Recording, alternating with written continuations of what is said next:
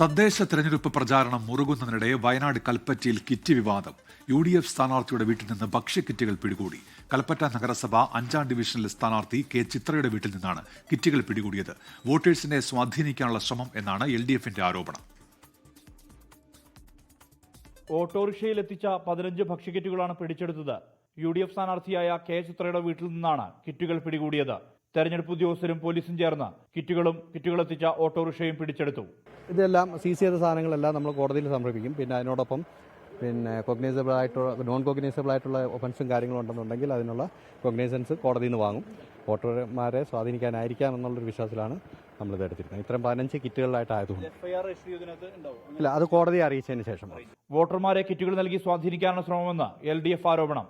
ഈ തെരഞ്ഞെടുപ്പിനെ പണം ഉപയോഗിച്ചുകൊണ്ട് അട്ടിമറിക്കുന്നതിന് വേണ്ടിയുള്ള ഒരു ശ്രമമാണ് ഇപ്പോൾ ഈ കിറ്റ് വിതരണത്തിലൂടെ മനസ്സിലാക്കാൻ വേണ്ടി സാധിക്കുന്നത്. പ്രവർത്തകർക്ക് ഞായറാഴ്ച ഭക്ഷണം തയ്യാറാക്കി നൽകാനാണ് കിറ്റുകൾ കൊണ്ടുവന്നതെന്ന് കെ ചിത്രയുടെ ഭർത്താവ് KK ശശികുമാർ വിശദീകരിച്ചു. ഇത് ഞായറാഴ്ചത്തെ അവസാനത്തെ പരിപാടിയിൽ ഞങ്ങളുടെ പ്രവർത്തകർക്ക് ഭക്ഷണം വെച്ചു കൊടുക്കുന്നതിന് വേണ്ടി മാത്രം വാങ്ങിച്ച കിറ്റുകളാണ്. അതാണ് ഇത് തെറ്റിദ്ധാരണ ഭാഗത്താണ് ഇത് പോലീസും എതിർ കക്ഷികളോട് ചേർന്ന് ഇത് ഒരു കേസാക്കി മാറ്റിയത്. അത് ഞങ്ങൾക്ക് കിറ്റ് കൊടുത്ത് വോട്ട് പിടിക്കേണ്ട യാതൊരു സാഹചര്യവും ഈ 5ാം വാർഡിൽ ഇല്ല. കോടതിയെ അറിയിച്ച ശേഷം തുടർ നടപടികളുമായി മുന്നോട്ട് പോകുമെന്നാണ് പോലീസിന്റെ വിശദീകരണം. 24 വയനാട്. ലോകത്തെവിടെയായാലും ഏത് സമയത്തും 24 വാർത്തകളും ഓഗ്മെന്റഡ് റിയാലിറ്റി പാക്കേജുകളും എക്സ്പ്ലെയിനറുകളും വിശദമായി കാണാൻ ഞങ്ങളുടെ YouTube ചാനൽ നിങ്ങൾക്ക് സബ്സ്ക്രൈബ് ചെയ്യാം.